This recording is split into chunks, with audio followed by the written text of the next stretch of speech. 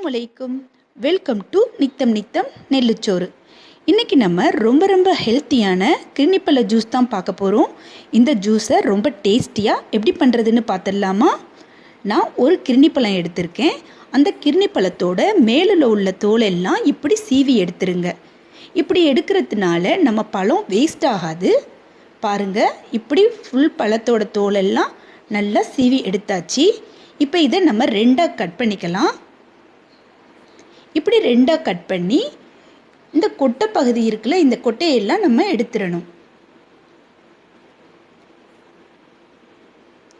பாருங்க, இவ்வளோ அழகாக வந்துருச்சு. இது போல் எல்லாத்தையும் எடுத்துக்கிறோங்க. இப்போ இதை நம்ம ஒரு மிக்ஸி ஜாரில் துண்டமாக கட் பண்ணி போட்டுடலாம். ரொம்ப ஈஸியாக இந்த ஜூஸ் பண்ணிடலாங்க. ரொம்ப ஈஸியாக மட்டும் இல்லைங்க, ரொம்ப வித்தியாசமான முறையிலையும் இந்த ஜூஸ் நம்ம போட போகிறோம். பாருங்கள், கிர்னிப்பழத்தை எல்லாம் இப்படி துண்டங்களாக வெட்டி மிக்ஸி ஜாரில் போட்டுக்கிட்டாச்சு. இப்போ இதை நம்ம அரைச்சிட்டு வந்துடலாம்.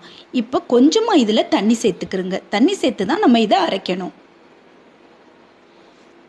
பாருங்கள், கிர்னிப்பழத்தை அரைச்சிட்டு வந்தாச்சு. ஜூஸ் பதத்துக்கு வந்துருச்சு. ஆனால் இந்த கிர்னிப்பழத்தை நாம் ரொம்ப அரைய விட்டுறக்கூடாது. திப்பியாக இந்த மாதிரி கிடக்கணும். குடிக்கும்போது அந்த கிர்னிப்பழ திப்பியாக வந்தால் தான் இதோட டேஸ்ட்டு ரொம்ப நல்லா இருக்கும். ஒரு கிர்னிப்பழத்துக்கு கட்டாயம் 2 எலுமிச்சம்பழத்தோட சாறு நம்ம சேர்த்துக்கணும். இப்போ நம்ம எலுமிச்சம்பழச்சாறை இதோட சேர்த்துக்கலாம். இந்த எலுமிச்சம்பழ சாரெல்லாம் சேர்க்கறதுனால இந்த கிர்னிப்பழ ஜூஸோட சுவை இனிப்பு புளிப்போடு கலந்து ரொம்ப டேஸ்ட்டாக இருக்கும். இப்போ இதை நல்லா கலந்துக்கலாம்.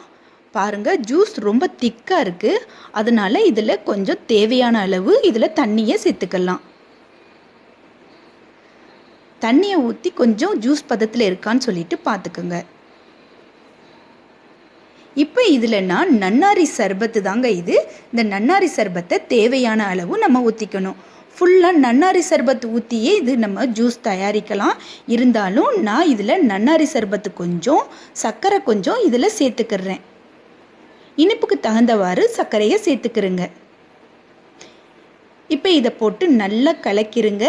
இப்போ அருமையான ஹெல்த்தியான கிர்னிப்பழ ஜூஸ் மிகவும் வித்தியாசமான முறையில் தயாராகிருச்சுங்க. இந்த கிர்னிப்பழ ஜூஸ் ரொம்ப குளிர்ச்சி தரக்கூடியது. அதனால இந்த சம்மரில் இந்த ஜூஸ் போட்டு குடிங்க. இது இஃப்தாருக்கு ஏற்ற ஜூஸுங்க. இப்படி ஜூஸ் போட்டு குடிச்சு பாருங்கள். அதுவும் நான் சொன்ன இந்த முறையில் நீங்கள் ஜூஸ் போட்டு பாருங்கள். அப்புறமா இனிமேல் இப்படித்தான் ஜூஸ் போடுவீங்க. நம்ம சேனலை புதுசாக பார்க்குறீங்களா? மறக்காமல் சப்ஸ்கிரைப் பண்ணிடுங்க. பக்கத்தில் இருக்கும் பெல் பட்டனை கிளிக் பண்ணுங்கள்.